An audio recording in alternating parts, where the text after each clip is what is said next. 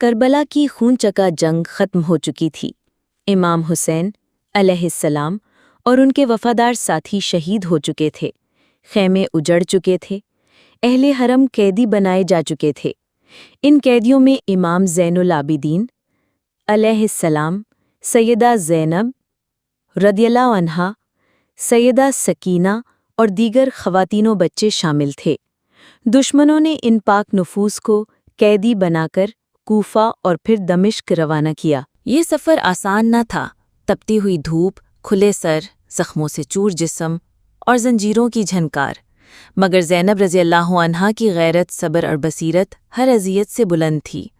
وہ حسین کی بہن تھیں، علی کی بیٹی، فاطمۃ الزہرا کی پروردہ اور رسول اللہ صلی اللہ علیہ وسلم کی نواسی۔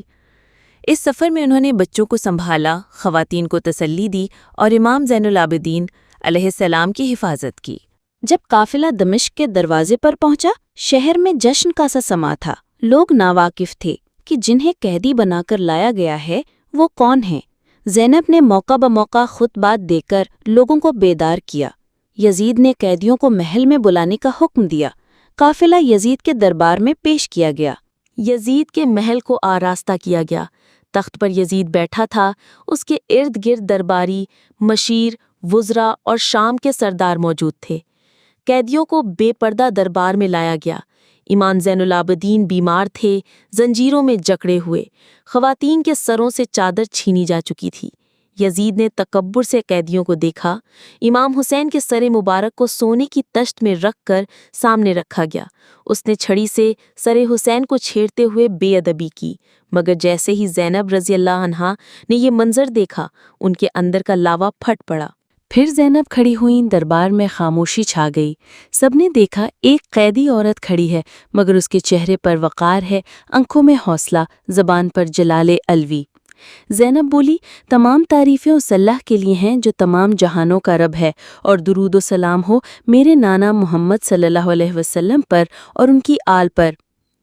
یزید، تو سمجھتا ہے کہ تو نے ہمیں شکست دی ہے کہ تو ہمیں قیدی بنا کر اپنی فتح کا جشن منائے گا؟ نہیں، تو نے صرف دنیا کا ظاہری اختیار پایا ہے، لیکن اصل میں تو ناکام اور رسوا ہوا ہے۔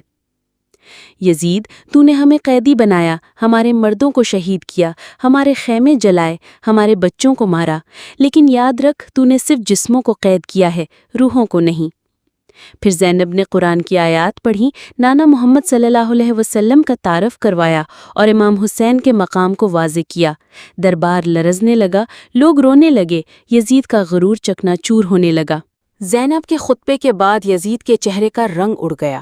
وہ کہنے لگا، یہ عورت خطیب ہے، فصیح اللسان ہے، یہ تو علی کی بیٹی لگتی ہے۔ پھر زینب نے کہا، ہاں میں علی کی بیٹی ہوں، اور وہی علی جس کے ہاتھوں تیری باپ دادا کی تلوار سے گردنیں اڑتی رہیں۔ یزید نے شرمندہ ہو کر امام زین العابدین کو قتل کرنے کا ارادہ کیا، لیکن زینب درمیان میں کھڑی ہو گئیں۔ اگر تو نے اسے قتل کیا تو مجھے بھی اس کے ساتھ مار ڈال۔ یزید پیچھے ہٹ گیا۔ درباریوں میں چہمگوئیاں شروع ہو گئیں۔ لوگ زینب کے فصیح و بلیغ خطبے سے متاثر ہوئے۔ یزید کو خطرہ محسوس ہونے لگا کہ عوام کا رجحان بدل رہا ہے۔ زینب نے مطالبہ کیا کہ ہمیں مدینہ واپس جانے دیا جائے۔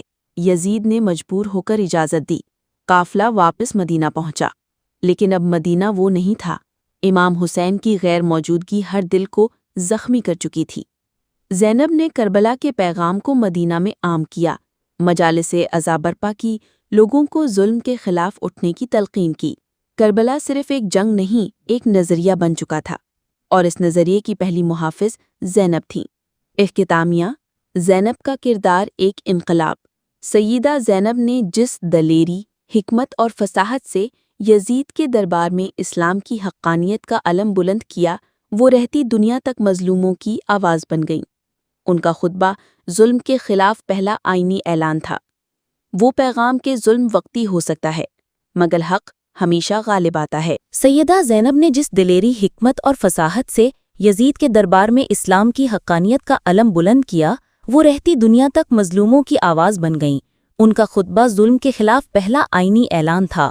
وہ پیغام کہ ظلم وقتی ہو سکتا ہے، مگر حق ہمیشہ غالب آتا ہے۔ سیدہ زینب علیہ السلام کا یہ پیغام آج بھی ہر دل میں زندہ ہے۔ حق کی خاطر ڈٹ جانا، باطل کے سامنے جھکنا نہیں اور ظلم کے خلاف آواز بلند کرنا ہی اصل ایمان ہے۔ اگر آپ کو یہ کہانی متاثر کن لگی، اگر آپ چاہتے ہیں کہ ایسی مزید تاریخی، روحانی اور بصیرت سے بھرپور کہانیاں سنیں، تو لائک ضرور کریں اور ہمارے چینل کو سبسکرائب کرنا نہ بھولیں۔ ساتھ دیے گئے بیل آئیکن کو بھی دبائیں تاکہ نئی کہانی کی اطلاع آپ کو فوراً ملے۔ آپ کی حوصلہ افزائی ہمارے لیے نئی روشنی ہے۔